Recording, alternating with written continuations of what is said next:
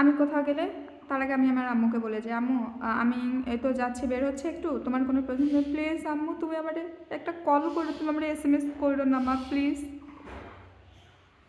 কারণ হোয়াটসঅ্যাপ খুলে দেওয়ার পর তার SMS করতে মানে খুব ভালো লাগে, তার মানে ফোন সে করবেই না, মানে সে SMSই করবে, SMS করবে এরকম, মানে তার ভীষণ কষ্ট হয় হোয়াটসঅ্যাপটা খুলে দেওয়ার পর। আমি কোথাও গেলে তার কল করতে ভীষণ কষ্ট হয়। সে আমাকে এরকম SMS করে, তুই কথায় আসোস,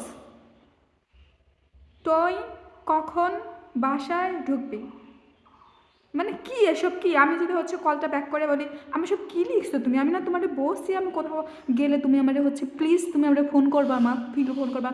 আর বলে অশিক্ষিত কোথাকার, মূর্খ কোথাকার, আমি তোকে একটা ছোটো SMS করে তুই তাই পড়তে পারিস না, তুই বই কী পড়তে পারিস, তুমি কী বই পড়তে পারিস সেটা জানি, জানার কোথাকার, সারাদিন ফোন কাটোস, তোর বাপ তোর পিছনে শুধু টাকা নষ্ট করতেছে, মানে একটা SMS লিখতে পারিস না, তুই কী রেজাল্ট করবি, তুই কী পড়াশোনা করছিস সেটা আমি জানি, মানে SMS সাথে পড়াশোনা করার কী দরকার হলো? তুমি লিখবা কামন আসো, ভালা, তুই কথায় আসোস, মানে এসব এসব কি SMS? তুমি SMS লিখতে পারবা না, আর আমি ওটা বললেই তোমার দোষ, মানে কোনো কিছু হোক, জানার কথা কার, সারাদিন ফোন কাটিস, সারাদিন ফোন কাটিস, তোর বাপ তোর বিষয়ে টাকা নষ্ট করতিস, একটা SMS লিখতে পারিস না, মানে এটা কি ভাই?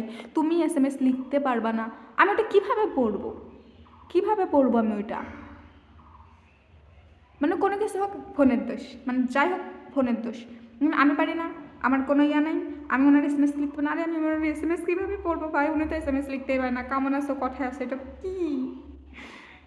প্লিজ আপনারা আপনাদের মায়েদের হোয়াটসঅ্যাপ খুলে দেবেন, আর খুলে দিলে বলবেন কি আম্মা প্লিজ কল করো, নয়তো তাদের SMS করতে সামনে সব পড়ে যাবে আমার মতো।